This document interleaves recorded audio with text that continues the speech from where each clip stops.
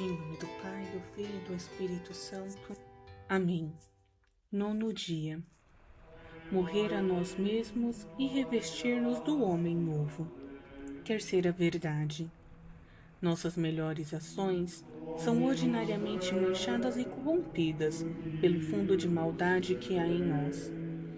Quando Deus põe no vaso de nossa alma, corrompido pelo pecado original e pelo pecado atual, as suas graças e orvalhos celestiais, do seu amor, estes dons divinos ficam ordinariamente estragados ou manchados pelo mau germe e mau fundo do pecado que deixou em nós.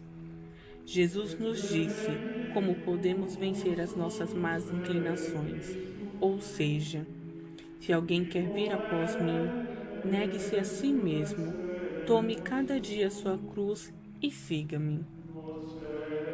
Para seguir a Jesus Cristo, é necessário negar a nós mesmos, ou seja, esvaziar-nos do mal que existe em nós. Para fazer isso, devemos estar cientes de que o pecado original e os pecados atuais que cometemos, mortais ou veniais, mesmo que já perdoado, aumentaram nossa concupiscência, fraquezas, inconstâncias e corrupção, o orgulho e a cegueira no espírito, o endurecimento do coração, a rebelião das paixões, as enfermidades do corpo.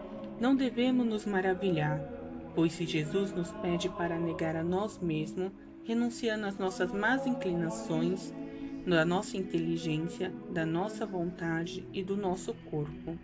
Jesus também nos diz: se o grão de trigo caído na terra não morrer, fica só. Se morrer, produz muitos frutos. São Luís afirma que se não morrermos para nós mesmos, as nossas devoções não nos levarem a essa morte necessária e fecunda, não produziremos frutos que valham. Nossas devoções serão inúteis. Todas as nossas obras, virtudes serão manchadas pelo egoísmo e pela vontade própria. Deus não aceitará os maiores sacrifícios ou as melhores ações que podemos realizar, se não fizermos isso por amor a Ele, removendo cada pequena complacência que podemos encontrar nelas. Devemos escolher entre todas as devoções à Santíssima Virgem aquela que mais leva à negação de nós mesmos, sendo esta a melhor e a mais santificadora. São Luís revela que a devoção proposta por ele é um segredo desconhecido por muitos e pouco praticada, mas que na realidade é um segredo sobrenatural, fazer em pouco tempo, com doçura e facilidade, operações sobrenaturais que levam à plenitude de Deus e nos torna perfeitos. A função de Maria facilita o encontro pessoal com Cristo. Quarta verdade. Como nossas condições humanas tendem ao mal, se confiamos apenas em nossas forças para alcançar a Deus, com certeza nossas obras não seriam tão boas para que uníssemos a Ele. É, portanto, coisa perfeita, porque mais humilde não se aproximar Deus sem um mediador. O próprio Deus nos deu um mediadores. O primeiro é Jesus Cristo, que é o nosso advogado. Por meio dele devemos rezar com toda a Igreja e, através dele, temos acesso diante da Divina Majestade. Mas como Jesus Cristo também é Deus, em tudo igual ao Pai, precisamos de um mediador antes do próprio mediador. O segundo mediador é Maria.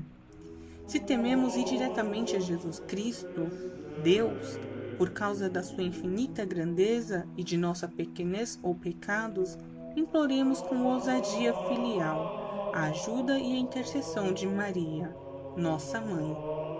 Maria é tão caridosa que não rejeita nenhum dos que imploram sua intercessão, por mais pecador que seja, como dizem os santos. Nunca se ouviu dizer que um daqueles que tenha recorrido a ela com confiança fosse a ela desamparado. Ela é tão poderosa que só precisa apresentar-se diante do Filho para rezar, a ele prontamente este concede, prontamente acolhe, porque sempre se deixa ser amorosamente vencido pelas orações de sua querida mãe, que o carregou em seu ventre e o amamentou. Levamos o tesouro da graça em vaso de argilas. Quinta verdade. Por causa da nossa fraqueza e fragilidade, é para nós muito difícil manter as graças recebidas por Deus, porque carregamos esse tesouro mais valioso que o céu e a terra em vasos de barro, em um corpo corruptível, em uma alma fraca e inconstante. Além disso, demônios, ladrões muito astutos, querem nos surpreender repetidamente para nos roubar. Eles espionam dia e noite o momento favorável para isso. Nos rodeiam incessantemente para nos devorar e nos arrebatar. Em um momento, por um único pecado, todas as graças e méritos alcançados em muitos anos. Sua malícia, sua perícia, sua astuta e seu teatro devem nos fazer temer infinitamente essa desgraça. Se tivéssemos confiado seu tesouro à Virgem poderosa e fiel, ela o guardaria. Juntamente com os demônios, também temos o outro inimigo, o mundo. É este tão corrompido que é uma espécie de milagre permanecer firme sem ser afetado. Mas a Santíssima Virgem, que nunca foi derrotada por ninguém, protegerá poderosamente aqueles que a amam. Prática de preparação. Colocar-se na presença de Deus. Pedir a graça de ter um desejo de agradar em tudo os olhos do Senhor e de ter como fim único de minhas escolhas fundamentais a vida eterna, sem deixar-me seduzir pelo espírito do mundo. Leitura. Como combater o mundo, de Antônio Roio Marim. Teologia da Perfeição Cristã. Quarto propósito: esmagar o respeito humano. O prestar atenção ao que os outros dirão diminui a nossa dignidade como cristão e ofende a Deus. Para não desagradar 4 seres insignificantes que vivem em pecado mortal, se passa por cima da lei de Deus e põe um traço vermelho em mostrar-se discípulo de Jesus Cristo. O Mestre Divino nos adverte claramente no Evangelho de que aquele, porém, que me negar diante dos homens, também eu o negarei diante de meu Pai que estás no céu. É necessário assumir uma atitude firme e determinada diante de Jesus.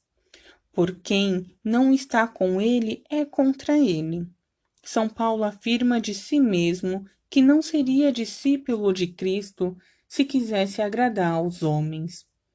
O cristão desejoso de alcançar a santidade não precisa levar em conta o quanto o mundo pode dizer ou pensar. É melhor adotar uma conduta clara e irrepreensível desde o início, para que ninguém duvide dos nossos verdadeiros propósitos e de nossas reais intenções. O mundo vos odiará e vos perseguirá, o Mestre Divino nos disse. Mas se encontrar pessoas determinadas, isso acabará deixando-os em paz. Somente com os covardes ele volta continuamente ao ataque, para atraí-lo entre suas fileiras. A melhor maneira de vencer o mundo é não desistir de um único passo. Afirma com força sua própria vontade, renuncia às suas máximas e às vaidades para sempre. Um texto de São João Maria Vianney, o santo cura de Ars. Eu vos digo, meus filhos, com São Bernardo, que sob qualquer perspectiva, o respeito humano, que é a vergonha de cumprir os deveres da religião por causa do mundo, tudo mostra nele desprezo por Deus, por suas graças e cegueiras da alma. Em primeiro lugar, meus filhos, que a vergonha de praticar o bem, por medo do desprezo e das zombarias de desgraçados ímpios ou pessoas ignorantes, é um grande desprezo que realizamos na presença de Deus, diante de quem estamos sempre. Por isso, por esta razão, meus filhos, esses maus cristãos riem de vós e ridicularizam vossa devoção. Ó meus filhos, vou dizer-vos a verdadeira causa. É que, não tendo a virtude de fazer o que fazeis, eles vos olham com antipatia, porque a vossa conduta desperta o remorso de suas consciências. Mas tenhais certeza de que o coração deles, longe de vos desprezar, mantém-vos em alta estima. Se eles precisam de bons conselhos ou obtêm alguma graça de Deus, não penseis que vão àqueles que praticam a mesma conduta, mas para os que os zombam, pelo que menos em palavra. Tendes vergonha, amigo, de servir a Deus, por medo de ser desprezado? Veja aquele que morreu na cruz. Perguntai se ele estava com vergonha, vendo desprezado e morrendo da maneira mais humilhante, naquele infame patíbulo. Ó, quão gratos somos para Deus, que sempre encontra sua glória em proclamar de geração em geração, que nos escolheu para sermos seus filhos. Ó meu Deus, quão célido e digno desprezo é o homem que teme um miserável. O que dirão de mim? E não tem medo ofender um Deus tão bom?